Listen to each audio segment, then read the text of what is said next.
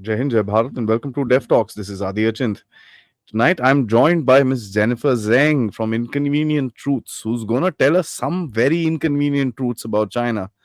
How China has been involved in creating wars, and not just wars, disasters, as a matter of fact, which is opening out in Israel today. So, firstly, let me welcome her. Jennifer, good evening, good morning, and we're on the other side of the world. But absolutely wonderful to have you back on Dev Talks and hoping to actually learn from you as to what the sinister plan of Xi Jinping was by getting involved in this particular area in the Middle East, in Israel, and especially him being in bed with Hamas. So, welcome to the show. Thank you so much for having me again. So let's begin. You've done some exposures with regards to what his role is and what he's been doing and how the CCP has been planning this entire thing. Why don't you tell us, what you know till now, as to how the CCP has planned and executed this war? Yes, I think we can talk about this thing from several aspects. The first aspect is the CCP's overall plan. And this was not only revealed by persons who have inside information and knowledge, but by publicly available articles that are still online today.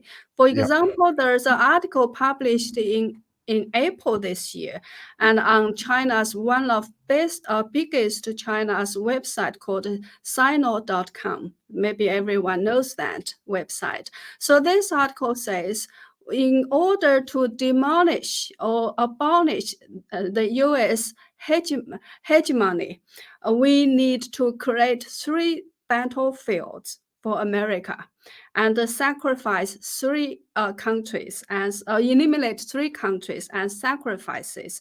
So the 3 battleground, of course, the number 1 is already going on, the Ukraine Russia war, and the second background is in the Middle East. That article was in April, please remember. And the third battle war, of course, is in East Asia, where they need to involve Taiwan, Japan, and South Korea. So the 3 countries to eliminate to as sacrifices is UK, Israel, and Japan. So through Russia and the Ukraine war, the purpose is that if this war drags on and Ukraine cannot win it, their aim is to force the European Union to turn around and go against the US, and then in that process weaken the UK, because they regard UK as the most, you can say, steadfast supporter for the US. If EU turns around and go against US, then UK can be weakened or eliminated in their mind. And by, of course, to start a second background in Middle East, the target, the Israel is to be sacrificed. And by eliminating or creating a third battleground in East Asia, Japan is to be sacrificed. And that's the so through this big 3 battleground, it is the big future, the big picture will be settled, and the U.S. hegemony will be abolished easily. So that article, while I checked it yesterday, it's still alive in Sina.com. I can send you a link, and I also have, archived that article. So this is publicly available information, and there are also official report from May. In July, in May this year, the CCP has been very, you can say, busy diplomatic activities happening in China, where Iran's delegation, Palestine's delegation, and the CCP's ambassador to Iran, all visiting each other and signing a strategic partnership agreement. That was publicly available information. And in May, I think on the same day when the Palestinian delegation visited China on, I think that's 14th June. So the public joint statement in which China or the CCP promised absolute, we will always stand with Palestinian people. So those are all publicly available information. And China actually arranged a lot of special activities for the visiting delegation from Iran, where they not only, Liu Jiantao, the CCP's international liaison department, and Wang Yi, the foreign minister, and all meet with this delegation. And this delegation was also arranged to visit China's top universities, top international relations study research institutions, and met with more than 30 some scholars and experts in this area. So they were given I can say, very high-profile treatment. So that's delegation from Iran. So, of course, there are inside revelations from two different Chinese sources who have, I think, connections with insiders inside the CCP. So, according to them, one is former Peking University professor Yuan Hongbin. He said China's de facto, you can say, partnership with the terrorist organization in this world has lasted for over decades, even decades ago. The then CCP's, who became the vice minister of CCP's public security, Mr. Meng Hongwei, who was already dismissed now during power struggle, anti-corruption campaign. But back then, when he acted as for the, I think, route control department of China, he actually opened several training grounds in Gansu Province to train Taliban from Afghanistan, and for these Taliban soldiers to go back to fight in Afghanistan against the US back then.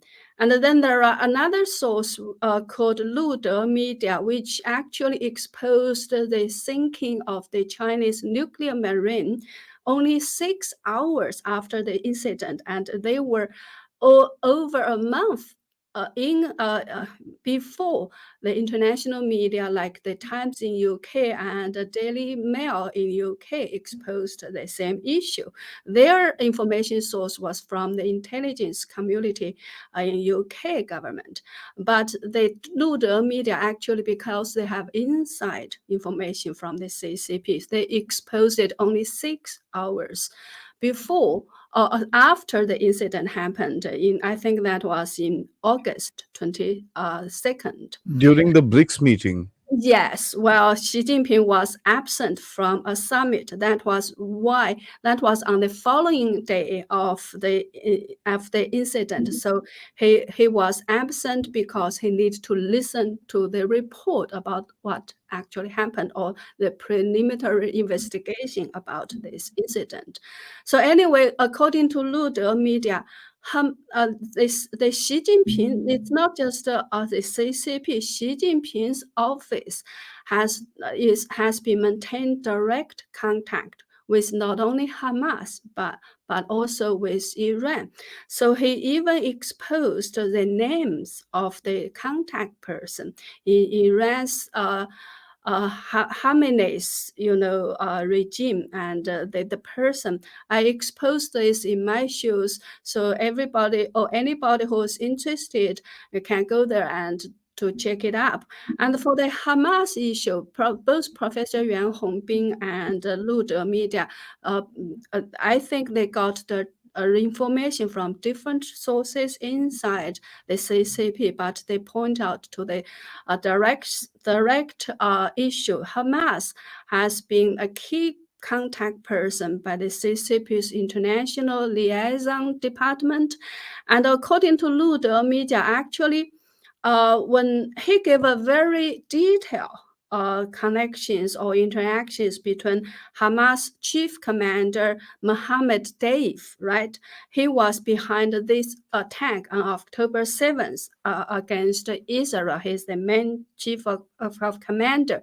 He was sent, I think, after he was released from prison. I think back then Hamas did not exist even. So he was sent to China as a Palestinian.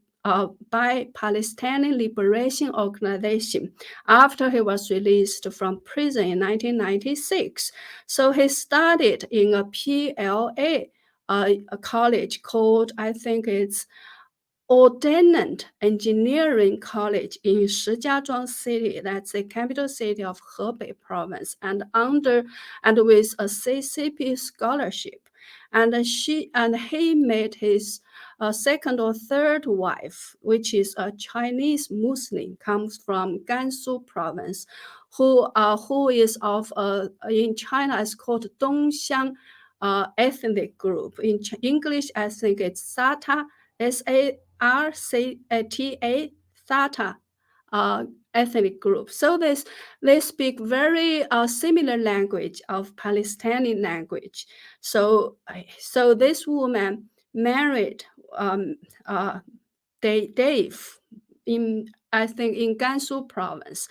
And one of the CCP representatives from the International Liaison Department attended the wedding in Gansu Province. So that woman acted as of Dave's translator and interpreter, and also for Palestine independent organization. So there's very detailed time schedule of, when they married, when they returned to Palestine, and how, I think, during a bombing incident of Israel, Dave lost two sons and one niece, and his Chinese wife also lost a leg during that incident. So, and also, I think that was after the 9/11 attack, a terrorist attack in America.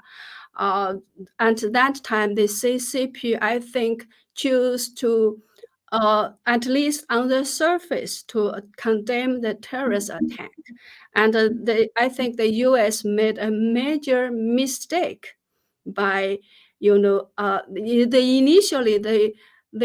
U.S. was planning to target, to eliminate, or to restrict the CCP more because of course, the Tiananmen massacre. But then that one happened, and the U.S. decided to work with the CCP and agree them to join the WTO, and that allows CCP to earn decades of peaceful, I think, on the environment and peace, and a lot of technical and economic support from the West to develop their economy. So anyway, so after the 9/11, because the CCP, at least on the surface, they condemn the terrorist attack, and they choose on the surface to work with the U.S. So that's when the CCP stopped contacting Hamas. So for a period of time, Hamas, or Daif in particular, lost contact with the CCP. And then it's not in my mind now, it's either in 2012 or 2014, and after Hamas' wife lost her leg, she reached out to the CCP and she applied to return to China, because I think she still works or regards him as working for the CCP's International Liaison Department. She reached out to the CCP. If I don't remember, that's in 2014.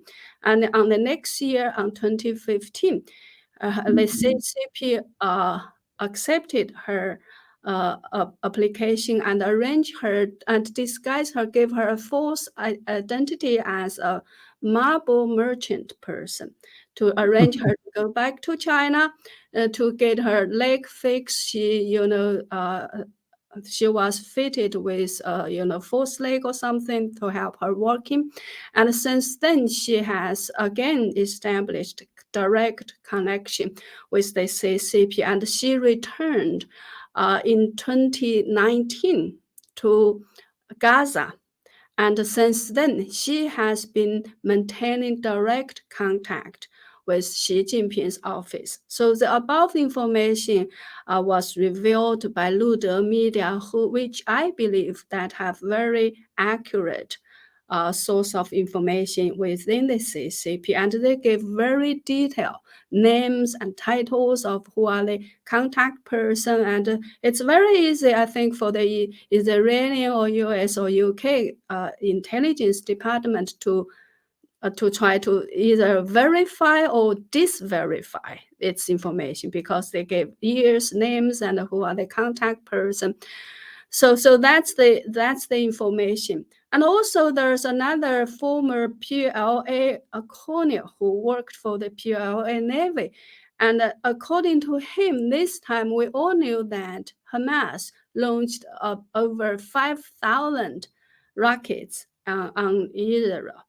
And according to him, they are not doing it with a single launcher, but multiple launcher. And he said either all together, only 3 countries in this world can produce on that large scale and standard weapon. It's not a homemade weapon that was used by Hamas before. And the 3 countries are US, Russia, and China. Of course, US won't support the Hamas to attack Israel, and Russia is trying to get weapons from North Korea. So it didn't have the ability because it was busy with its own war against Ukraine. So the only possible country to offer the Hamas that much of standard weapon that can be launched through multiple launcher is China. And he said because he once worked for the CCP, he knew that the CCP had not had fought any war for 40 years, but they keep producing weapons. So every year they were actually under pressure to destroy some of their old weapons so they can stock up new ones. So every year they spend a lot of efforts to try to get away with those older weapons and animations. And they have a special company called China Northern Group Company is especially dealing with arms sales deals with, sometimes they try to sell them cheaply to South Africa countries. So actually, according to him, he believed Hamas weapon was provided by the CCP from his point of view as one who have served in the army. And also I think many people feel very surprised why Hamas would do such. You can regard it as a suicidal sort of act, because in terms of their capability, military capability, there are no comparison with Israel army, right? If they attack the Israel army with such a large scale and they haven't leave themselves any way to get out of here unless to be totally eliminated. So it was look like a suicidal act for many people. How would they dare to do that? So the only the reasonable explanation is they have strong enough support and promises from a strong enough regime or power behind them that to make them to be so bold as to act such and bold attack on Israel, which is far more powerful in military sense than themselves, that could easily wipe them out if they don't calculate other considerations. So why would the Hamas gain such kind of boldness, you can say, to do this? So if you consider all this information together, it's very easy to draw the conclusion that the CCP is behind it. And also there's a Canadian writer and YouTuber who also exposed that it's all part of the CCP's its so-called ignition plan.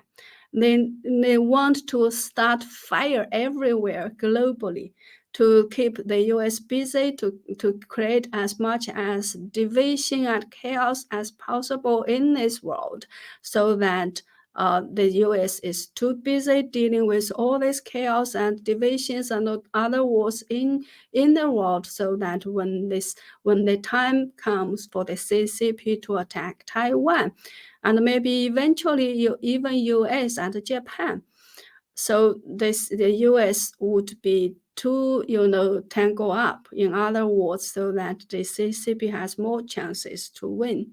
Actually, decades ago, Xi Jinping's idol Mao Zedong, had a very famous sentence saying, in Chinese, it's called 天下大乱才能天下大治. So if we translate this sentence in English, it's to the effect of only by creating big enough chaos can we achieve good enough new order for this world. So for the CCP, chaos is needed to achieve new order. Of course, the new order is shaping surrounding the CCP's needs. So it's all toward the final goal. They want to replace the US and become the dominant force in this world, where they can build a so-called shared future for humankind. So everyone listens to the CCP.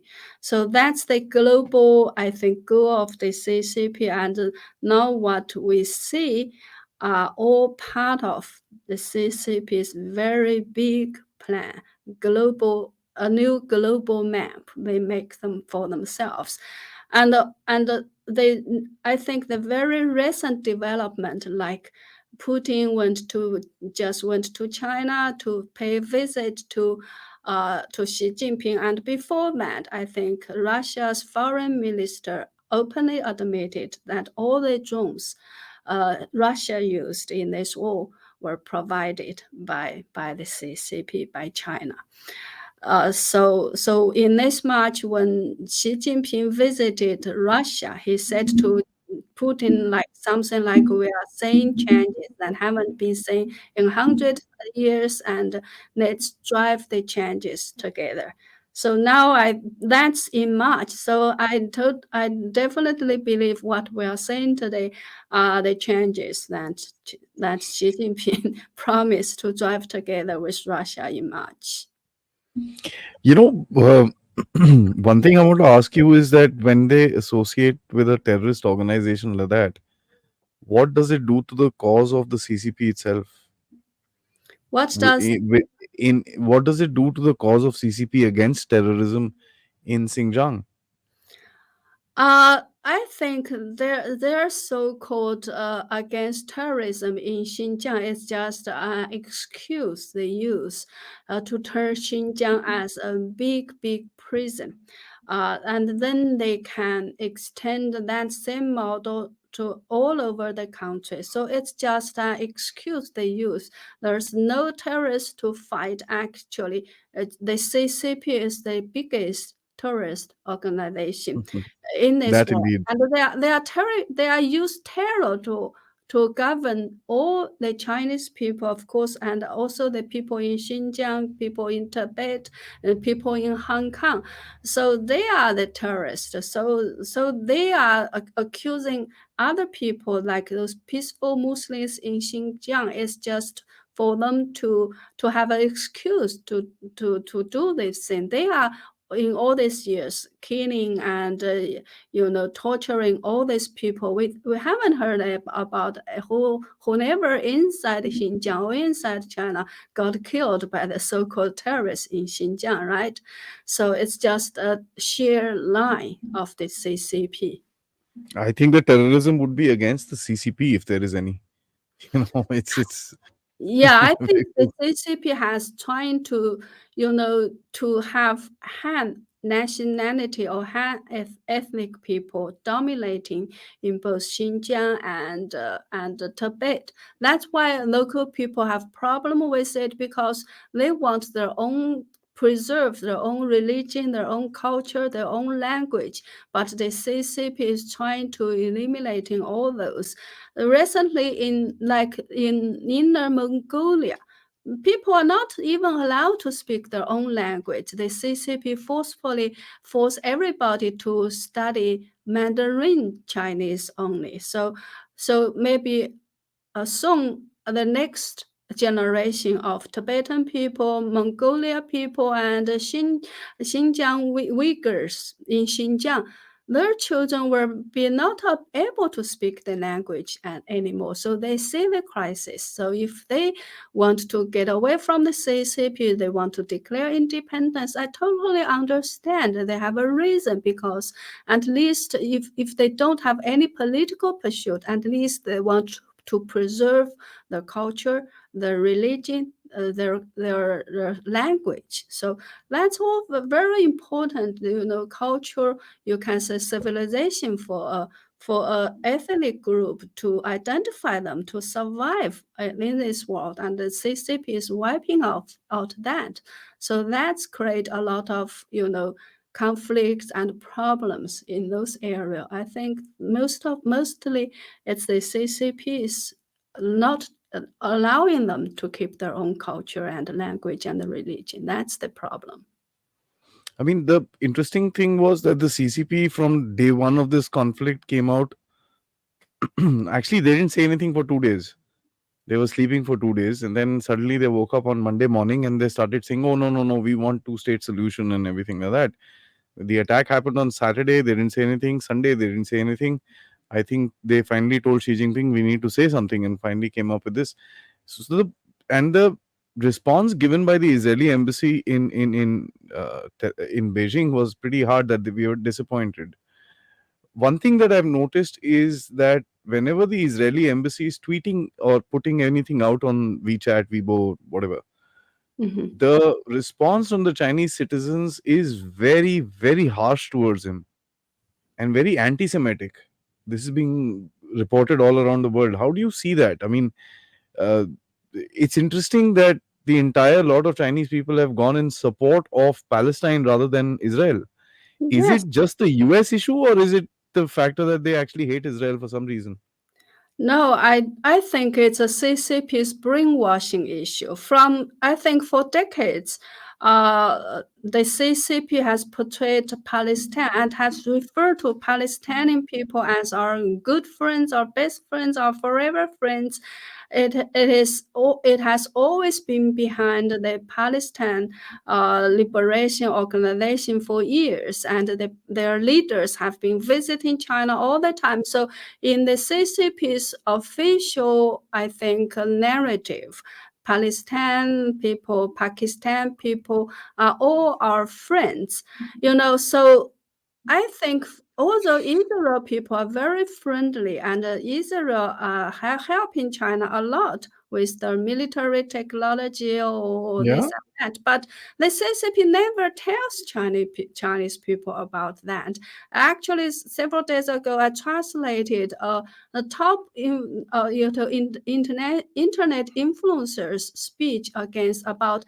She claims Hamas is still too gentle, and she talked about, they just arrested several Israeli officers. They are Nazis in the first place. So what's the problem of arrest a few of Nazis? They are doing bad things to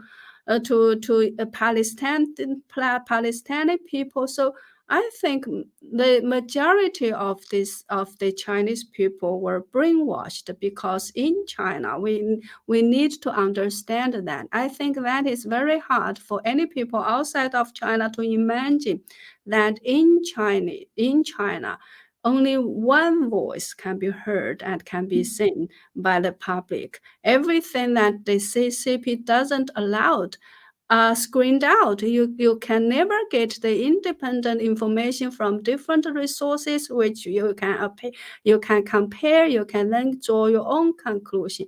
But inside China, everything that the CCP doesn't allow is screened out, is censored.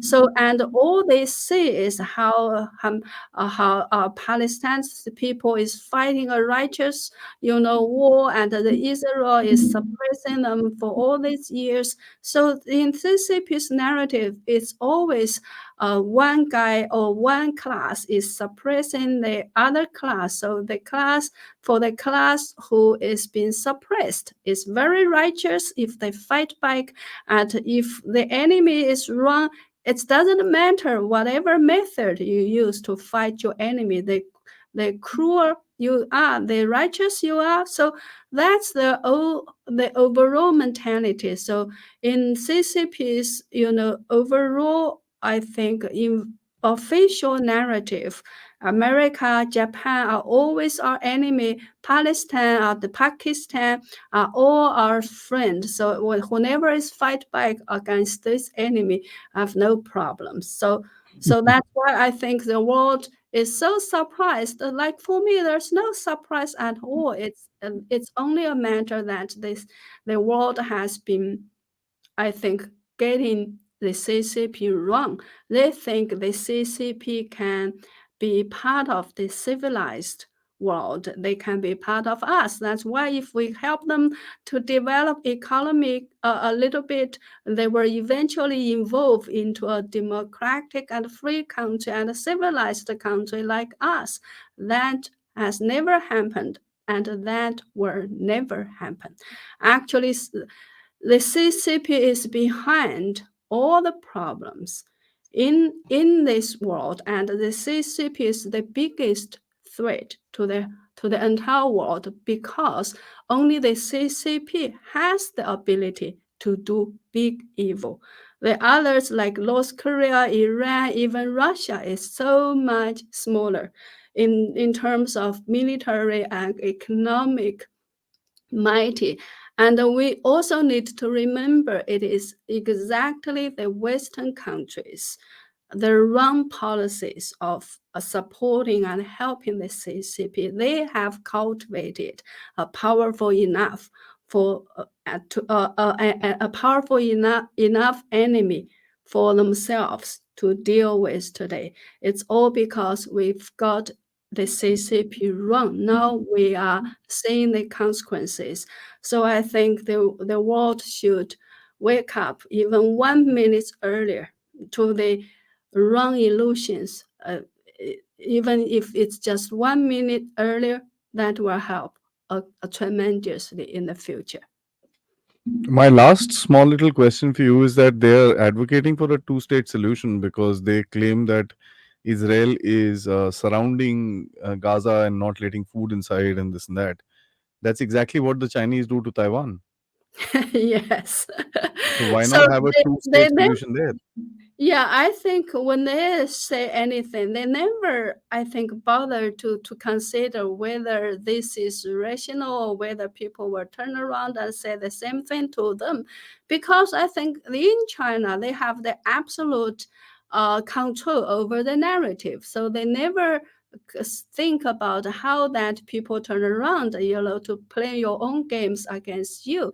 So they think they have a say over everything. So they don't mind whether their claims have enough rational logic behind it, because I'm the emperor. If I say something, something is the way. So they don't bother. It's really funny, somebody should. I actually tweeted this out. Since China wants a two-state solution, I want a Yeah, multi-state solution for China. yeah, Independent Xinjiang, independent East Turkestan, independent Manchuria, independent Yunnan, independent China, independent Tibet, and independent Taiwan. So yeah. let them agree. Yeah, but if you talk about independence, not multiple states, only two states, independence of Taiwan, wow, they will go up to the roof to, they will be so angry that act for them is as if you've just declared war against them. They make such a big fuss about who never who talk about independence of Taiwan, but of course they don't bother about others.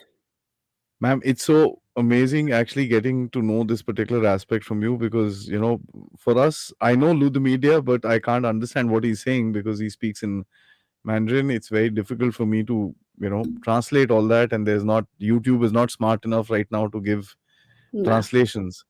But, it's nice to have you on the show to tell us what exactly the background to this whole situation is and how deeply the CCP is involved by creating these wars, around the world. And I think, in lastly, I'll just say that the CCP keeps telling the US that you guys create wars, we solve them. I think this is the time now. Now the world needs to tell them you just created another one. So your Yeah. entire narrative is wrong now. And if they support a two-state solution, we must talk about a multi-state solution as well. Yeah. On that note, thank you so much for coming down and giving us these precious details. I look forward to interacting with you once again. Till then, thank you. Jai Hind. Thank you.